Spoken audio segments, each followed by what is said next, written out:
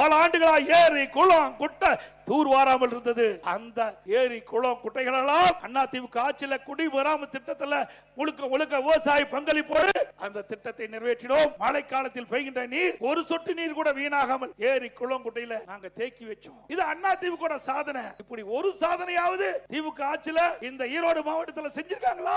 திராவிட முன்னேற்ற கழகம் 4 அதிகார மையம், ஒரு முதலமைச்சர் இருந்தாவே தாக்கு பிடிக்க முடியாது. தமிழகத்தில் 4 முதலமைச்சர் இன்றைக்கு தமிழ்நாட்டு மக்கள் ஆட்டி படுத்திக் கொண்டிருக்கிறார்கள். ஒரு திரு ஸ்டாலின், திரு உதயநிதி ஸ்டாலின், திரு சபரீஸ்வரன், திரு ஸ்டாலினுடைய மனைவி துர்கா, 4 பேர் ஆட்டி படைச்சிட்டு இருக்காங்க. அதனாலதான் தமிழ்நாட்டுக்கு சட்ட ஒழுங்கு நிரந்தர டிஜிபியை நியமிக்க முடியல.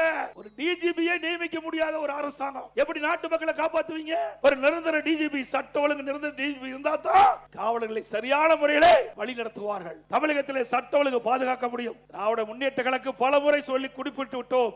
தொலைக்காட்சியின் வாயிலாக, அறிக்கையின் வாயிலாக, பேட்டியின் வாயிலாக தெரிவித்துட்டோம். இதுவரை நிரந்தர டிஜிபி சட்ட ஒழுங்கு நியமிக்கப்படவில்லை. இன்றைக்கு ஒரு டிஜிபி பணி ஓய்வு பெறுது என்று சொன்னால் 3 மாதத்துக்கு முன்பாகவே மத்திய யூபிஎஸ்சிக்கு அனுப்ப வேணும், மத்திய பணியாளர் தேர்வாணையத்துக்கு அனுப்ப வேணும். அந்த பட்டியலிருந்து 3 டிஜிபிகள் அதிலிருந்து தேர்வு செஞ்சு மாநில அரசுக்கு அனுப்புவாங்க. அதுல ஒரு டிஜிபியை நியமிக்க. இதுல என்ன உனக்கு கஷ்டமா இருக்குது?